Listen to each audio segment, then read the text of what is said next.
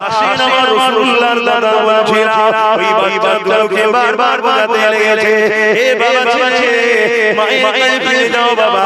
ওই বাচ্চাগুলো বলতে লেগেছে, ইয়া রাসূলুল্লাহ হাবিবাল্লাহ, আমি যাব না, হুজুর আমাদেরকে পাঠিয়ে দেবেন না, মাকে বলে এসেছি ভাই জীবন দেব না। রাসূলুল্লাহর জালিমের বিরুদ্ধে লড়াই করে আবু জেহেলকে খতম করে দেব। ইয়া রাসূলুল্লাহ হাবিবাল্লাহ, আপনি আমাদেরকে আপনার রাস্তা সরিয়ে দেবেন না। এই বলে বাচ্চাগুলো কাঁদতে লেগেছে। আল্লাহ নবী ভাইয়ের মধ্যে থেকে বললেন, ঠিক আছে, তোমার ভাইয়ের মধ্যে যে বড় তাকে আমার সাথে ইজাজত দিলা, কিন্তু ছোট ভাই তুমি তোমার মায়ের কাছে ফিরে যাও। আরে শহরে পাওয়ার জন্য এতটা গুরুত্ব আমাদের নাই। ওই সময় বদরের জমিনে আল্লাহ রাসূলকে যখন একটু কথা বললো, নবী সাহাবাদেরকে বলতে লাগলেন, এ সাহাবারা, এদের প্রথম নম্বর কথা তো কোনোভাবে মেনে নেওয়া যাবে না, কারণ এরা অন্যায় করে, এরা তাওহীদের বিরুদ্ধে, এরা শিরক করে, এরা জুলুম করে, অন্যায় করে, এরা অত্যাচার করে। দ্বিতীয় নম্বর কথাটা হলো, এরা মোকাবেলা করার যখন ইচ্ছা আমাদেরকে তাহলে পিছে দাঁড়াতে হবে। এ বাবা সাহাবারা, তোমরা বাবা কাদের হয়ে যাও। সাহাবারা বলতে লাগলেন, ইয়া রাসূলুল্লাহ হাবিবাল্লাহ, আমাদের হাত খালি, ওদের হাতে অস্ত্র রয়েছে। আল্লাহ নবী বললেন, বাবা সাহাবারা, খাজুরের ডালে বিসমিল্লাহ বলে উঠিয়ে না। হকের যদি থাকো বিসমিল্লাহ বলে আগিয়ে যাও, তাতে যদি আল্লাহ তোমার ওই মৃত্যু রাখে, আমার যদি রাখে হবে। কিন্তু আল্লাহ পক্ষে ছিলাম, পক্ষে ছিলাম, এটা প্রমাণ দিতে পারবে। এ জানেনা এ নবী পাকের প্রেমিকেরা, আল্লাহ নবী সাহাবা খাজুরের ডালে দাঁড়িয়ে গেলেন। আল্লাহ নবী কাতার কাঁদতে লেগেছে। যুদ্ধের রণকৌশল নবী আমার সাজিয়ে তৈরি করছে। ঠিক এমন সময় ওই কাতারের মধ্যে দুটো ছোট ছোট বাচ্চাকে দেখতে পায়। এক ভাই নাম মুআজ, আরেক ভাই নাম মুআজ। এই দুই ভাই যখন মদিনা জমিনেতে নববী শরীফে দিকে গেল, গিয়ে দেখতে লেগেছে আল্লাহ মদিনা নববী শরীফে মুরব্বি সাহাবা রয়েছে, যুবক সাহাবা নাই, আল্লাহ নবী নাই। এই বাচ্চা ঘরে এসে বলতে লেগেছে, আম্মা জান, আজকে মদিনা নববী শরীফে আল্লাহ রাসূলকে দেখতে পাচ্ছি না, রাসূলুল্লাহ সাহাবাদেরকে দেখতে পাচ্ছি না। ওই সময় মা বলেছিল, এ ছেলে মক্কা সম্রাট আবু জেহেল আমার রাসূলুল্লাহ করবে, মদিনার উপরে হামলা করবে বলে রওনা দিয়েছিল। এই খবরটা পেয়ে আল্লাহ নবী দাঁড়িয়ে মদিনায় আসার আগে মুখাগান আগিয়ে গেছে। মদিনায় যাইতে গিয়ে তারা হামলা না করে দেয়, মদিনার নারী শিশু মুরব্বিদের হত্যা না করে ফেলে, তাদের উপরে আঘাত দিয়ে ফেলে। এই জন্য রাসূলুল্লাহ দিয়ে গেছে। এই কথা না শুনে ওই বাচ্চাগুলো বলতে লেগেছে, আম্মা জান, আমাদের দুটো ছোট ছুরি হবে, কি করবে বাবা? ওই আবু জেহেল আমার রাসূলুল্লাহকে অনেক দূরে কষ্ট দিচ্ছে। আম্মা জান, ছোট ছোট ছুরি দেয়, যেটা খেয়ে আমরা আমার রাসূলুল্লাহ দুশমনের বিরুদ্ধে লড়াই করব। মা কত খুশি হয়ে আল্লাহ শুকরিয়া আদায় করতে লেগেছে। দুটো ছোট ছোট ছুরি বার করে দিয়ে ওই বাচ্চারা ধরে ধরে, যাও বাবা, আল্লাহ রাসূলের দুশমনের মোকাবেলা করো। আর আজকের মায়েরা বলছে, না বাবা, ওদিকে যাস না, যেখান থেকে আমি ভিক্ষা পাই সেদিকেই থাক বাবা। এমন কিছু মা আছে, তো ওই মায়ের ছেলে ওই মাকে জুলুম করবে, কথা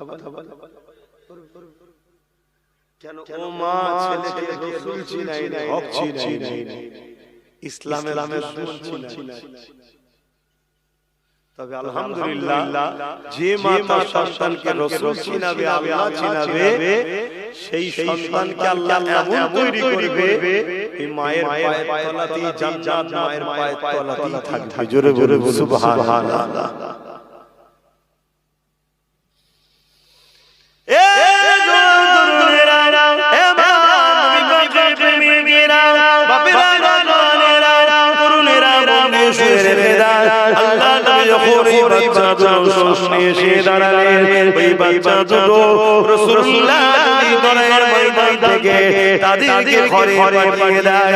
এই চিন্তায় তারা পায়ের উপরে টিলিয়ে মাথাটাকে ঠেলে উঁচুতে তুলতে লেগেছে, কেন আল্লাহ রাসূল লড়াইয়ের ময়দানে মহিলা, শিশু, মুরব্বিদের যাওয়া নিষেধ করেছে। এই যুবকেরা, তাই নবী আমার বাচ্চাদেরকে লড়াইয়ের ময়দানে ইজাজত দেবে না। এই জন্য চিন্তা করে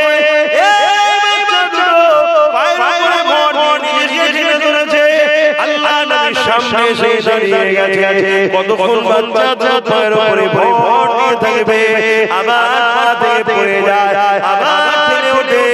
আল্লাহ নবীকে এসে বললেন, বাবা ছেলেরা, কার ছেলে বাবা, মায়ের কোলে ফিরে যাও বাবা, এটা খেলা করার মাঠ নয়, এখানে লড়াই হবে বাবা। কারণ জালিমরা আমাদের সংসদে আছে না, জালিমরা আমাদের সঙ্গে মীমাংসায় আছে না, তারা সরেতে আসতে চায় না, তারা মোকাবিলা করতে চায়। এই ময়দান তোমাদের জন্য নয় বাবা, যাও বাবা, ঘরে চলে যাও বাবা। এই বাচ্চাটা বলতে লাগলে, ইয়া রাসূলুল্লাহ, হাবিবাল্লাহ, মায়ের কাছ থেকে ইজাজত নিয়ে এসেছি, হুজুর আপনার পক্ষে দাঁড়িয়ে আপনার দুশমনদের বিরুদ্ধে লড়তে চাই।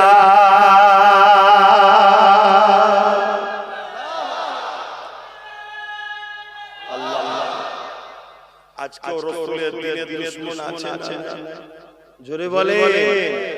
আজকে সেই নবীর ঘরে ছেলে ছেলে জানতে চায় যে আমার সাথে সাথ দিয়ে ঐক্য হয়ে নবীর বীরের দুশমনদের বিরুদ্ধে কারা লড়তে রাজি আছে, হাত হাতে সাক্ষী দেয়। নবিয়ানা মাহফিলে বসে হাতে হাত লম্বা করে হাতে রাখবেন,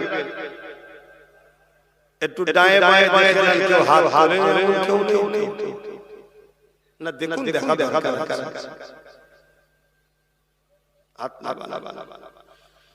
যদি কেউ রাসূলের দুশমনের সঙ্গে লড়তে না চায়, তাহলে বুঝে নিতে হবে সে মুসলমান, বাহ্যিক মুসলমান, ভেতরের দেশে কিন্তু ঈমান টানটান মাথায় ঢুকছে। আজকে বড় বড় দুশমন আমার মাথায় উঠলো কি করে? আমাদেরই ঘরের গাদ্দার জন্য না, আমার ঘরের রাস্তা, আমার ঘরের খবর পেল কি করে? আজকে 18 ডিসেম্বর, তাই তো নাকি? গতকাল 17 ডিসেম্বর মনে আছে? দাদা হুজুরের দরবারে আমার বাড়িতে এই রাজ্য সরকারের প্রশাসন রাত থেকে গিয়ে হামলা চালিয়েছিল। তখন কি আমার কোনো রাজনৈতিক দলে ছিল? তাহলে কেন হামলা করেছিল? বলো। এটা বুঝতে হবে কেন না করে মুসলমান দাঁড়িয়ে দিয়ে বলেছিল বিজেপি, আর আমি প্রতিবাদ করেছিলাম যে বিজেপির মোকাবেলা রাস্তায় নেবে না করে রাজ্য সরকার যেন নাগরিকের পক্ষ থেকে একটা কেস বিজেপির বিরুদ্ধে, এটা বলা অধিকার আছে না? কিন্তু পয়েন্টটা কঠিন। রাজ্য সরকার দেখলে সত্য কথা বলছি, এই কথালে সবাই আমায় আন্দোলন করে দেয়, তাহলে আমি ফেঁসে যাব কেন? আমি বেঁচে আছি মোদির দয়াতে, আমার দলটা হয়েছে বিজেপির দয়াতে। কথা বুঝে আসছে না? বিজেপি যে টিএমসি তৈরি করেছে, তাহলে আমি তার বিরুদ্ধে কেস করলে টিকবো কি করে? এত কিছু হয়, কেসে দেখেছে এরা। এজন্য বলে আর ছোট বিষয়ে কেস করতে চলে যায়। কথা মাথায় ঢুকছে। তাই আমার বাড়ি ঘরটাই না থাকি, কিন্তু এই ভিটেটা কার? আমার না দাদা। সেই দিন বাংলার মুসলমানদের বুঝে নেওয়া দরকার ছিল যে শয়তান আমাদের, কিন্তু সেই দিন বোঝেনে বলে আজকে ওয়াকাও গেল আর ওবিসি বোঝে। আমি জিজ্ঞেস করছি ওবিসিটা কেউ বোঝেন? আপনি বলবেন হুজুর আপনি জলসা করবেন ওবিসি আমি আসলে কি করব? আপনি তো দিন থেকে এটাই বোঝেন যে শুধু নামাজ এই তো আমার আওয়াজ আপনি বুঝতে পারছেন না। আল্লাহর সৃষ্টিকে বিপদ থেকে বাঁচাবার নাম ইসলাম। জোরে বলে সুবহানাল্লাহ। যদি অমুসলিম বিপদে পড়ে তাকেও তার বিপদ থেকে বাঁচাবার নাম কি? জোরে বলো। সেই জায়গায় ওবিসি তে আমার মুসলিম সমাজের ছেলে মেয়েদের পুরো লাইফ একটা মুসলমান ছেলে চাকরি পাবে না, একটা মুসলিম মেয়ে চাকরি পাবে না, না ডাক্তার হতে পারবে না, না জজ, না কি বলে আইএস বড় পদের চাকরি একটা মুসলমানের ছেলে পাবে না। ভালো জায়গায় মুসলমানের ছেলে পড়তে পারবে না। ওবিসি কে নতুন সংরক্ষণের নামে সরকার যে ক্ষতিটা করে দিয়েছে আপনারা জানেন না? জানেন সত্যি করে বলুন কজন জানে? তাহলে যে জাতি তার পিছনে কি ষড়যন্ত্র হচ্ছে এটাই জানে না, সে জাতিকে জাগাবে কিভাবে? যে জাতি জানে না তার ঘরে আগুন লেগে গেছে, তাকে আমি ঘরে বার করব।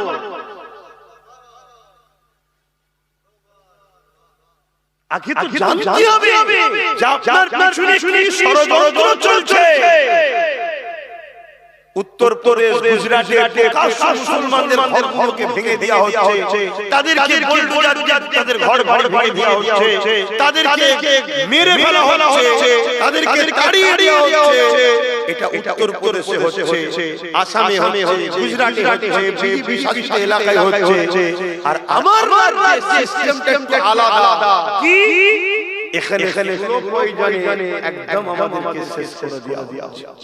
যেমন এই যে ভ্যাকসিন না, করোনার ভ্যাকসিন কি গো, এই ভ্যাকসিন বর্তমান রিপোর্ট কি? যারা দিয়েছে অটোমেটিক বলছে আমার শরীর অকেজো হয়েছে, দুর্বল হয়েছে। কথা বুঝা? এই ভ্যাকসিনটাই মমতা আমাদের আস্তে আস্তে শেষ করছে, যেটা আমরা বারবার দেখতে পাচ্ছি না। কেন? ঘুমটা দিয়ে আছে তার দলে নামে মুসলমান, হাতে মুসলমান নয়, 40-50 জনকে এমএলএ এমপি করে দিয়েছে, যাদেরকে আমরা মনে মুসলমান, আদৌ মুসলমান নয়। এই কথা বুঝছেন না? যারা শিরকের সঙ্গে যুক্ত হয় তারা আবার কি করে মুসলমান? শিরকের অনুষ্ঠানকে পার্টিসিপেট করে আনন্দ প্রকাশ করে তারা আবার মুসলমান হয়। ভাই কি গো অসুবিধা হচ্ছে? খালি ঘুমাই না এসব বলা কি ঘুমো মুসলমান। এখনই দোয়া করে দিচ্ছি, ঘরে গিয়ে খাওয়া দাওয়া নামাজ পড়তে পারবেন কম্বল ঘুমিয়ে ঘরে আগুন লেগেছে, ঘরের আগুনটা যখন নেবে বলে লাগবে, তখন যদি ঘুম ভাঙে তখন দেখবে ঘর আগুন দেখিরা বিছখানে আর ভাই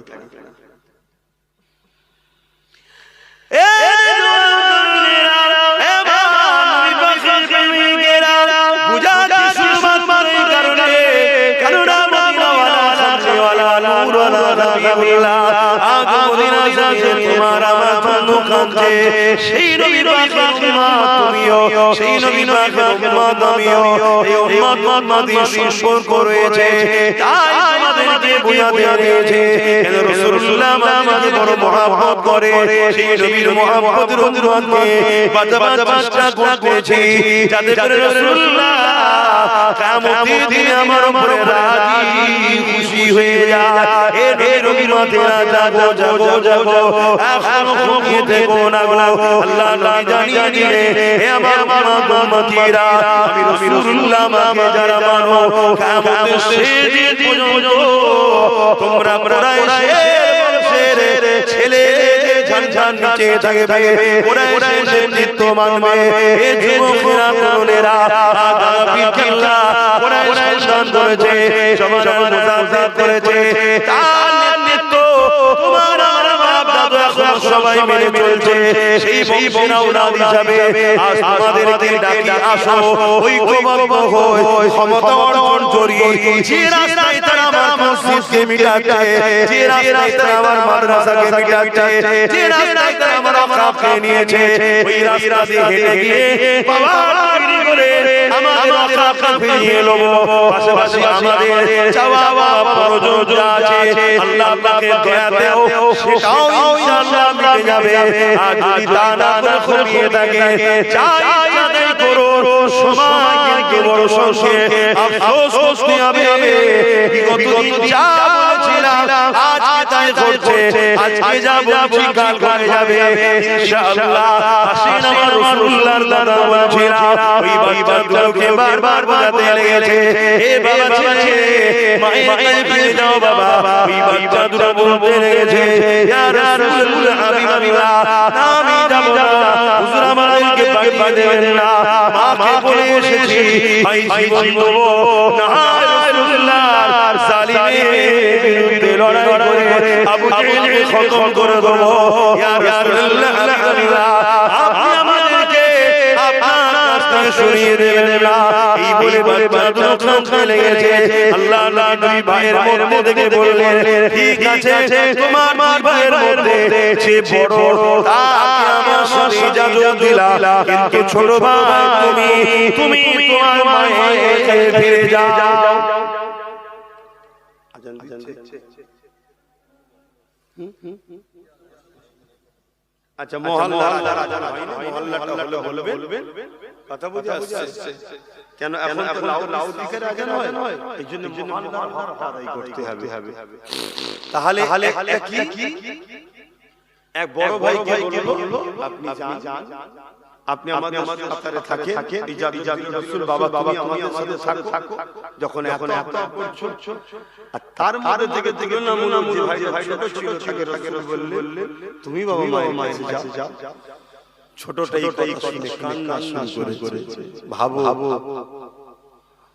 কাঁদছি আর আজকে যদি আমরা হকের পক্ষে থাকার জন্য ঠেলে যাই আমরা কান্না করি আর তাদেরকে লড়াই ময়দান সরিয়ে দেওয়া হচ্ছে বলে কাঁদছে যে আমরা জীবন বন্ধ করলাম কি তাদের ঈমানের টেস্ট ছিল কি তাদের ঈমানের পাওয়ার আল্লাহ আমাকে হিদায়াত করেন বলুন আমিন আল্লাহ আমাদের হিদায়াত করে বলুন আমিন ভাইরা নওজওয়ানেরা বোনেরা এ নবীকে প্রেমিকেরা ওই সময় ছোট ভাই বই লাগলে ইয়া রাসূলুল্লাহ ইয়া হাবিবাল্লাহ লড়াইয়ের ময়দানে বড় ছোট ব্যাপার নয় লড়াইয়ের ময়দানে ক্ষমতার ব্যাপার রয়েছে ইয়া রাসূলুল্লাহ হাবিবাল্লাহ আমাকে বড় হতে পারে আমার ক্ষমতাও থেকে বেশি হুজুর আপনি আমাকে কুস্তি লাগিয়ে দেখো আমি ওকে পরাজিত করে দেব আল্লাহ নবী সবটাই বুঝতে পারলে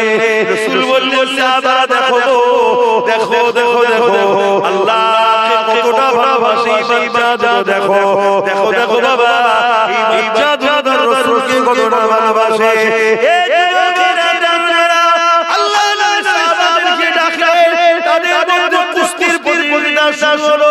কিন্তু কুস্তির প্রতিযোগিতার আগে ছোট ভাই বড় ভাইয়ের কানে বলে দিল আপনি তো বড় আপনি তো জিতে যাবেন ক্ষমতা আপনার বেশি কেন আপনি জান্নাতে যাবার রাস্তা আটকে দিয়েছে ভাই আমাকে একটু জিদা সুযোগ না দেন এই কথা হয়ে গেল আল্লাহ নবী সবই দেখছে মুচকি হাসি হুজুর তো সবই জানে এ যুবকেরা তরুণেরা ছোট ভাই বড় ভাইয়ের গায়ে হাত করে কাজ করলো বড় ভাই জমিনে পড়ে গেল ছোট ভাই তার বুকের উপরে বসে বললো পরে তাই রাসূলুল্লাহ বলতে লেগেছে ইয়া রাসূলুল্লাহ হাবিবাল্লাহ দেখে হুজুর আমি জিতে গেছি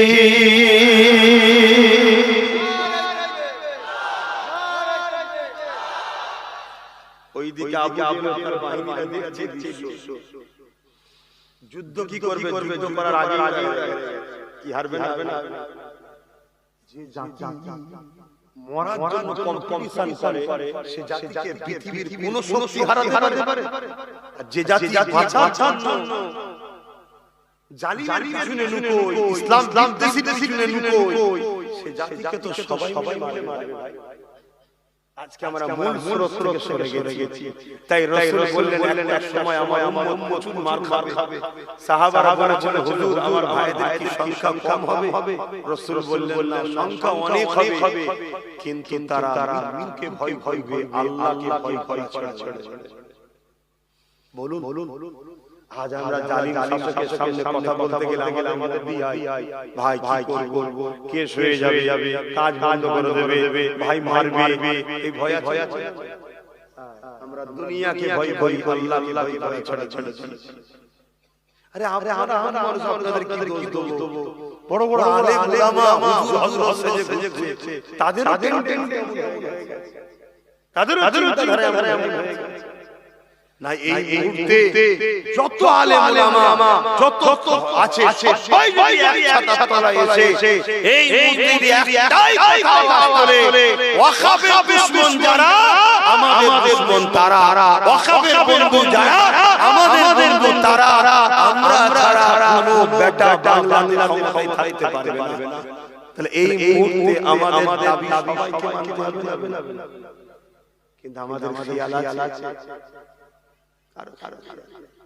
হ্যাঁ গুটি আলেমা পীর জাদা কথা বলছে কিন্তু সেটা কি করতে? তাহলে কি বলা বন্দি নাকি? না, কেউ যদি না বলে তাও বলতে হবে, কেউ যদি সাথ না দেয় তাও হকের থাকতে হবে, যদি তুমি আল্লাহ রাসূলকে ভালো। অসুবিধা হচ্ছে ঠান্ডায় দরুদ শরীফ আল্লাহুম্মা সাল্লি আলা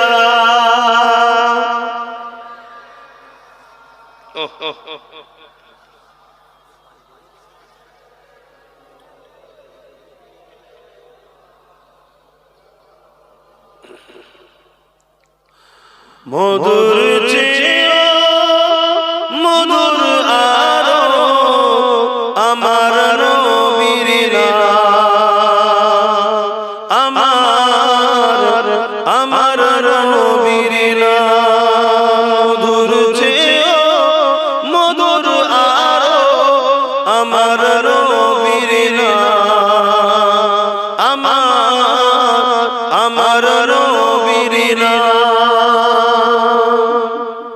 ওই নামে মধু পিয়ে দোয়েল খোয়ে বেড়াইয়ে, ওই নামে মধু পিয়ে দোয়েল খোয়ে বেড়াইয়ে, বুলবুলি গায় ওই নামের গুণ, বুলবুলি গায় ওই নামের গুণ, আমার নবীর নাম।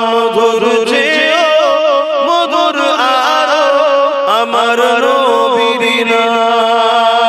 আল্লাহুম্মা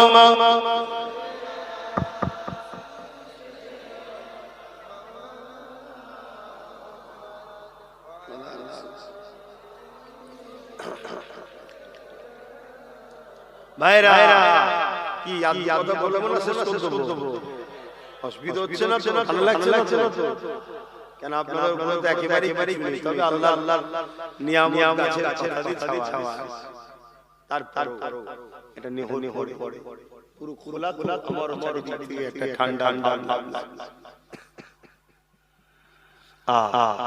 শুধু এটা নয়, এই এলান যখন রাসূল করেছিলেন বদরের জমিনে, এই মক্কা মদিনা শরীফের জমিনে কি আসো যেতে হবে, ওই সময় একটা বাড়িতে বাপ আর বেটার মধ্যে লড়াই হয়ে গেছে।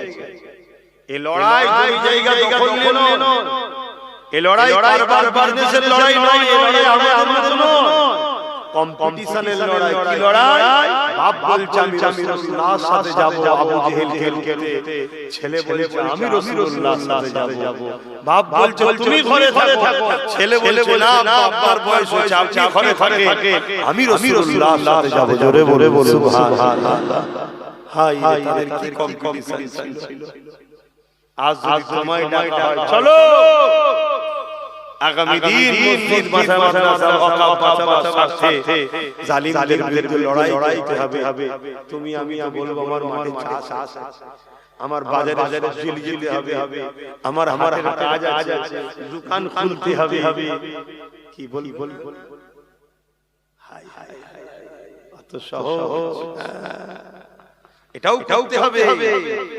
কিন্তু কখনো যদি তোমার প্রয়োজন হয় দিনের স্বার্থে তোমার জীবনকে দিতে, সেদিন তোমাকে দুনিয়ার দিকে তাকালে হবে না। যত গাড়ি বাড়ি জমি জায়গা, আহা পরিবার স্ত্রী বাচ্চা সন্তান সব রেখে দিয়ে চলে যাবো, হবে না। তোমার যদি মরণ থাকে তবে তো মরবে, না হাজারো লড়াই ময়দান থেকে তুমি বিজয় হয়েই ফিরবে। জোরে বলে সুবহানাল্লাহ। হযরত সালাউদ্দিন আইয়ুবী 125টা লড়াই করেছে, প্রত্যেকটা লড়াইয়ে বিজয় লাভ করেছে। আর উনি প্রত্যেকটা লড়াইয়ে যাওয়ার আগে আল্লাহর কাছে দোয়া করতেন যে আল্লাহ আমি যেন শহীদ হই, কিন্তু একটা 125টা লড়াইতে সব লড়াইয়ে বিজয় লাভ করে শহীদ হই। জোরে বলে সুবহানাল্লাহ। আবার লড়াই কেমন লড়াই? একটা যুদ্ধ হয়েছিল মুতাত যুদ্ধ, যেখানে রোম এমপায়ারদের সাথে লড়াই। রোমারিয়াদের সৈন্য ছিল 2 লক্ষ। আর সালাউদ্দিন ইমাম হযরতে আমার নবী পাক সাল্লাল্লাহু আলাইহি ওয়াসাল্লামের সাহাবী, তিনাদের সংখ্যা ছিল মাত্র 3000। ভাবতে পারছেন কোথায় 2 লক্ষ, কোথায় 3000। তারপরও সাহাবারা বিজয় হয়েছে খালিদ বিন ওলীদের নেতৃত্বে। আল্লাহু আকবার। জোরে বলে সুবহানাল্লাহ। হযরত সালাউদ্দিন আইয়ুবী কথা ভাবো, এসব ইতিহাস যুবকদের জানা দরকার। জানো তো নাকি সব শুনবে পড়বে। মুনাফিকরা যুগে যুগে ক্ষতি করেছে, তোমরা জানো না। হযরত ইমামে হুসাইন পাক কারবালায় গেছে মাত্র 72 জনকে নিয়ে। আর এজিদ বাহিনী এসেছে 25,000 এর মধ্যে 13,000 ছিল আলেম উলামা মুফতি এজিদের পক্ষে। ভাব তা আজকের এজিদের উত্তরসূরিদের পক্ষে আলেম উলামা আছে না? কথা বলছো না তো? থাকবে তো, এটা কি পরীক্ষা আমাদের যে তুমি মৌলী সাহেব থেকে ছোট না মৌলী সাহেব বিরোধী আছে না বিরোধ গেছে ওইটা দেখো। এটাই তো ব্যাপার। এজিদ কাউকে বলেছে ওই এলাকার গভর্নর দেবো, ওই এলাকার তোকে এই দায়িত্ব দেবো, কাউকে সোনা দানা দিয়েছে, কাউকে টাকা দিয়েছে। এই সব লোভে পড়ে 13,000 আলেম উলামা মুফতি হাফেজ এজিদের সাথ দিয়ে ইমামে হুসাইন পাককে শহীদ করেছে। এসব ওয়াজ পড়ে জেনে শুনে ওয়াজ করতে বেরিয়েছি। আমাদের জিন্দেগি কোনো ভরসা নাই। কেন আজ অনেক আলেম উলামা আমার বিরোধী আজকের এজিদের সঙ্গে থেকে করে না। কিন্তু সব চিন্তা করতে গেলে হবে না। আমরা তো দাবি করি যে আমরা হুসাইন পাকের গোলাম। কি দাবি করো না? আমরা হুসাইন পাকের সঙ্গে জান্নাতে যাব, বলো না? তো মুখে হবে, প্রমাণ দিতে হবে না যে আজকের এজিদের বিরুদ্ধে আমরা থাকবো, তবেই তো হুসাইনের পক্ষে থাকবে। এজিদের পক্ষে আর বলবে আমরা হুসাইনের পক্ষে। এই মুনাফিকি ছাড়া কি হতে পারে?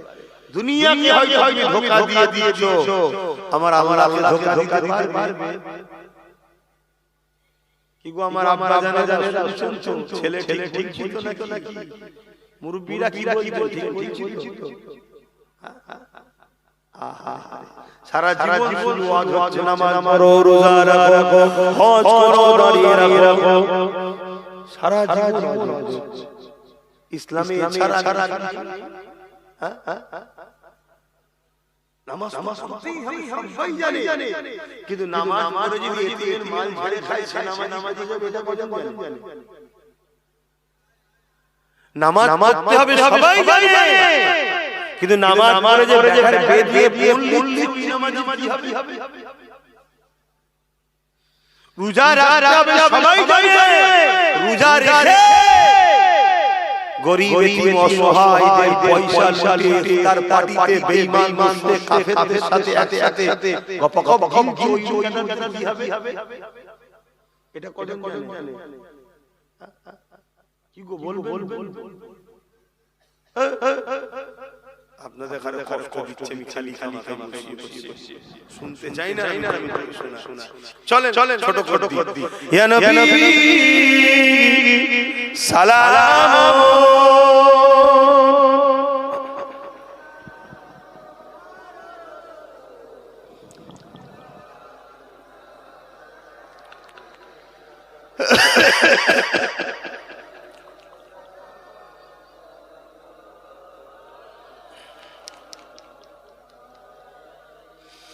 বহু মুসলমানের ছেলে আছে ইদানিং দেখছি যখন সালাম করাবার সময় হয় সালাম না দিয়ে চলে যায়।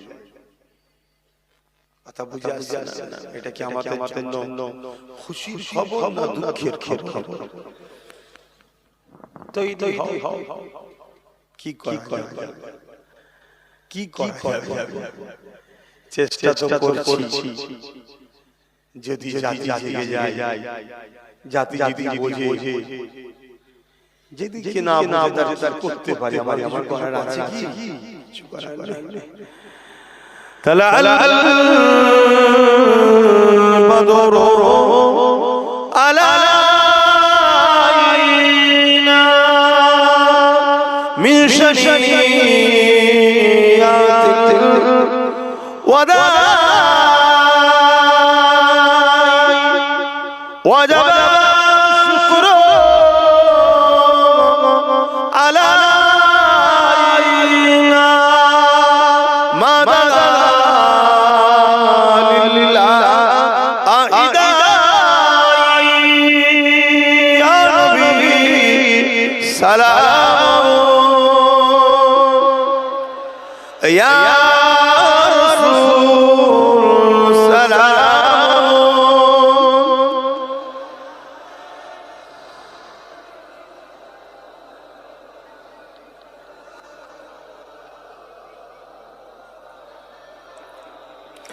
পরিনো আল্লাহ আরবানি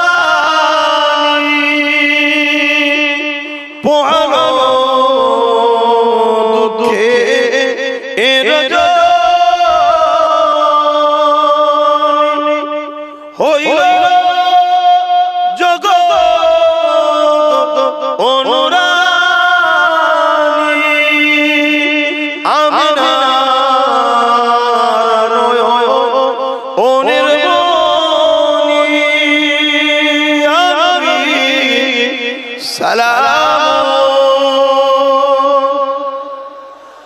يا رسول سلام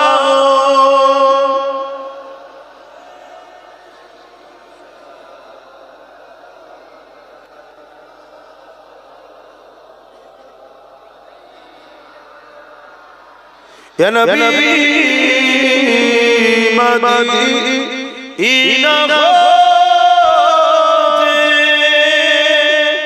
সব কিছু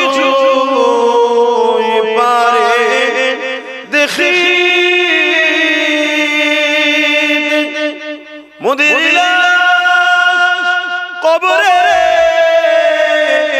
রাখি লইবেন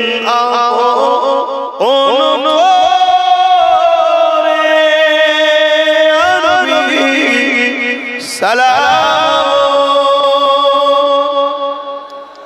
ইয়া রাসূল সালাম ইয়া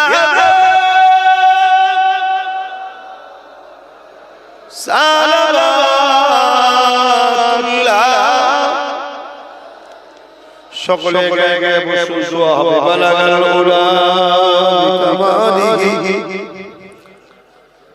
কাসাবাত তুজা বিজামালিহি হাসানাত জামিউ কসারিহি